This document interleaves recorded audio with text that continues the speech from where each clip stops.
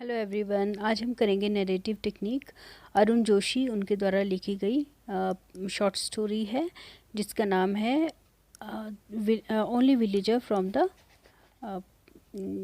Only American from uh village. ठीक है, okay. अब हम स्टार्ट करते हैं नैरेटिव टेक्निक्स। कौन कौन सी टेक्निक्स अपनाई गई हैं इस नैरेटिव को सुनाने के लिए। Let us start now. Radhe Mohan the narrator forces Dr. Khanna to hear of his father's woes। तो राधे मोहन जो हैं इसमें जो कि नरेटर हैं, सबसे पहले हमें पता होना चाहिए कि who is the narrator. The narrator जो है राधे मोहन है, जो कि फोर्स करते हैं डॉक्टर खन्ना को कि वो उनके फादर की जो तकलीफ़ें हैं, जो परेशानियां, वो सुने। And thereby fills him with remorse. और इस तरह से डॉक्टर खन्ना जो है वो एक गिल्टी फीलिंग से भर जाते हैं। Can he be seen as his father's alter ego. हाँ, हम देख सकते हैं ना उनको, उनके फादर की ऑल्टर ईगो ही है एक तरह से वो, जो राधे मोहन है। Some tricks of the old man, a slant of the lips, a glint in the eyes, in the accent, all these reminded him of his father and made him uncomfortable. तो ये चीज़ें जो हैं ओल्ड मैन में हैं, उनके lips slant हैं और उनकी जो आईज़ हैं उनमें ग्लिंट है एक तरह का, और एक्सेंट जो है उस वजह से जो है जो डॉक्टर खन्ना है उनको अपने फादर की याद आती है और बहुत ही अनकंफर्टेबल हो जाते हैं। Had he been alive today, Kundan Lal too might have worn a greasy jacket with eyes heavy with cataract, with no one to look after him. And during the course of their conversation, Dr. Khanna had the unreasonable feeling that the old man was going to slap him। तो सारी जैसे ही वो उनको देखते ना राधे मोहन को, वैसे ही उनको अपने फादर की याद आ जाती है। वो याद करते हैं कि अगर आज कुंदन लाल, मेरे फादर अगर ज़िंदा होते तो वो ग्रीसी सी जैकेट होती उनकी, और आईज़ में कैटरैक्ट होता। एंड इस कन्वर्सेशन के दौरान वो हो सकता था कि ओल्ड मैन जो उनके फादर थे उनको एक थप्पड़ भी लगा देते, चांटा भी लगा देते, है ना। तो ये सब चीज़ें उनको एकदम से याद आ गई अपने फादर की। The only narrative word use in the story is एस्टैम फरोश।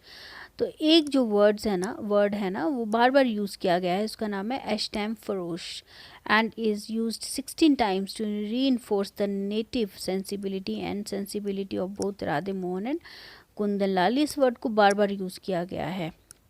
Contrasted with this is Dr. Khanna, who's training in the new civilization and be perfect। तो उसके कॉन्ट्रास्ट में डॉक्टर खन्ना है, मीन्स जो दो करेक्टर हैं वो अलग सोच के हैं और डॉक्टर खन्ना अलग सोच के हैं। Is Radhe Mohan the troubled spirit of Dr. Khanna, father, who couldn't rest in peace even after death till he had met and talked to his son on his own soil. तो इसमें बोला गया है कि राधे मोहन कितने परेशान थे, जो कुंदन लाल थे वो कितने परेशान थे, वो अपने बेटे से नहीं मिल पाए थे। तो ऐसा बोला जा रहा है कि हो सकता है कि राधे मोहन को एक तरह से स्पिरिट बताया गया है कुंदन लाल की, है ना। Does the father win in the end by making Dr. Khanna realize the futility and hollowness of his whole life? Question किया गया है, क्या राधे मोहन जो है वो रियलाइज़ करवाते हैं डॉक्टर खन्ना को उनकी गिल्टी, कि उन्होंने अपने फादर का ध्यान नहीं रखा, है ना। तो इस तरह का मतलब नैरेटिव टेक्निक में इतना है कि राधे मोहन जो है एक नरेटर हैं जो कि डॉक्टर खन्ना को उनकी गिल्टी का एहसास करवाते हैं और डॉक्टर खन्ना को हो भी जाता है बाद में।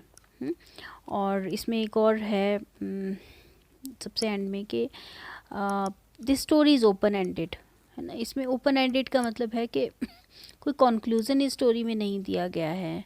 कई क्वेश्चंस रीडर के माइंड में उठते हैं कि क्या उनकी वाइफ उनका वैसे ध्यान रखती है कि नहीं रखती है, क्या उनको डॉक्टर खन्ना को ये चीज़ रियलाइज़ होती है कि नहीं होती है। इस सब चीज़ों का इतना पता नहीं लगा है, क्योंकि बाद में बताया जाता है कि doctor Khanna keep staring at his feet and complains of burning sensation there. Like his father he too seems to have lost his mental balance. तो वो मेंटल बैलेंस खो देते हैं, उनके बर्निंग सेंसेशन होती रहती है ना। और टेम्परेली वो थोड़ी देर के लिए अपना मेंटल बैलेंस खोते हैं और फिर से वो ठीक हो जाते हैं। नहीं, पता नहीं है कि ठीक होते हैं कि नहीं होते हैं, मतलब ये ओपन एंडेड सा क्वेश्चन है। क्या वो बाद में रिसर्च पे जा पाते हैं, या जितनी उन्होंने उपलब्धियां हासिल की थी क्या वो कर पाते हैं, है ना। ये क्वेश्चन हमेशा हॉन्ट करते रहते हैं रीडर के दिमाग में इस स्टोरी को पढ़ने के बाद। तो यही इसकी एक नैरेटिव टेक्निक है। नेक्स्ट वीडियो में हम लोग मनोज दास उनके बारे में पढ़ेंगे, और उन्होंने जो स्टोरी लिखी थी वो लिखी थी a trip into the jungle. तो हम इसको करेंगे नेक्स्ट वीडियो में। Thank you so much.